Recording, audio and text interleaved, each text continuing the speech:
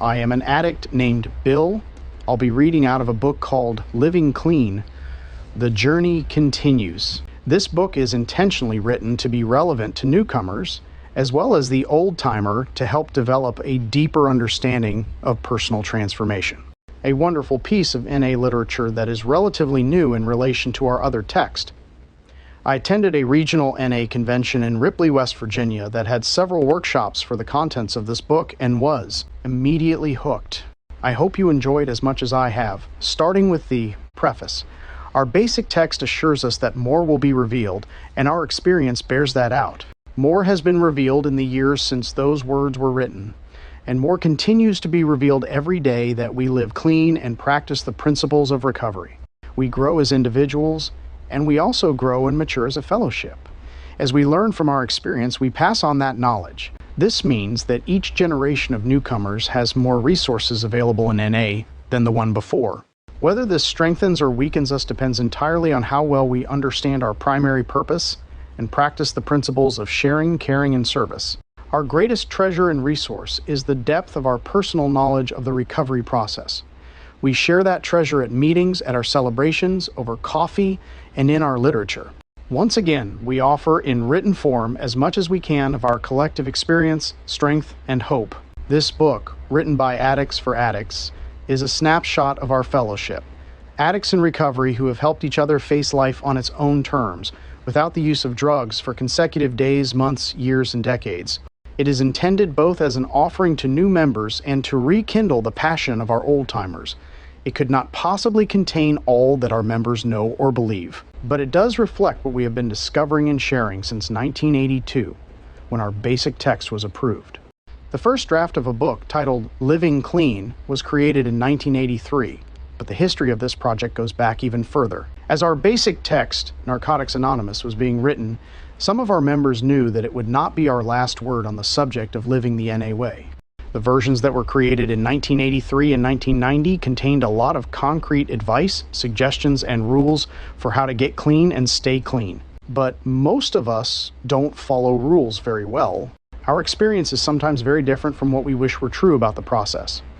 We found that what we share in common are not the particular actions we take, but the principles we try to practice as we live. In the years that have followed, generations of addicts have gotten clean and stayed clean using the basic text as our guide, and that experience has given us a perspective on the principles of recovery unlike any other. We knew from the beginning that we were describing a problem not related to any single substance, but a disease that, left untreated, would manifest in one symptom or another until it killed us. A focus on one symptom or substance is too narrow for us. Just as we understand that addiction affects all aspects of our lives, we can see that recovery affects everything we do.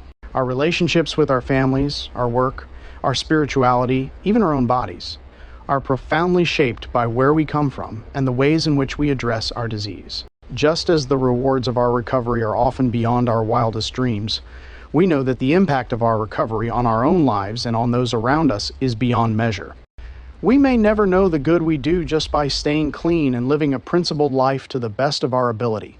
Our gratitude for our new way of life motivates us to keep giving more, living more, and loving more.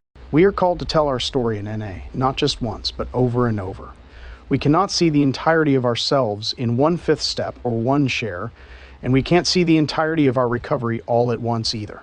We see it in layers, and our vision of ourselves changes each time we have a shift in perspective or a change in perception. Telling the truth about our lives is one of the most powerful things we can ever do. We start to see the threads that run through our experience, even though we may feel like we have been many different people over the course of our lives. We can see the patterns that help us or hold us back, and we can find hope even at times when our lives are very difficult. Recovery is a full contact, lifelong process. The more serious we are about it, the more clearly we can see how much growth is still available to us, no matter where we are on the journey. We are never done learning. Continued practice of the program of Narcotics Anonymous doesn't just make our lives easier, it makes them richer, better, and more interesting. We begin by staying clean, and from there the program gives us the tools we need to find the answers that are right for us. Different moments teach us, reach us, or help us break through. We hope that the experience we share here will serve to propel our members forward beyond what we know now. This book is not a catalog of advice, but rather a collection of experience, strength, and hope about living clean as we experience it in our daily lives, in our relationships, and in our service to others. Not everything in the pages that follow will be equally important to everyone. Each of us has different challenges on our journey. However, we hope that there is something here for every member. What follows is the experience of many addicts from all over the world. Hundreds of members shared their insight on living clean in workshops, letters, conversations, electronic bulletin boards, and audio recordings. The book took shape as it developed. As our journey continued, the focus of living clean shifted as well. The content and structure changed according to the input. The process swung the doors open, and we were amazed at what developed. We learned from one another, and the sum was greater than its parts. The common thread through our varied experience is that we continue to draw strength from NA. No matter how much clean time we have, no matter how many steps we have worked, and no matter where life takes us. Sharing our experience gives it meaning and value. And the deep relationships we form in NA with one another, with ourselves, and with our higher power become more valuable than we can imagine.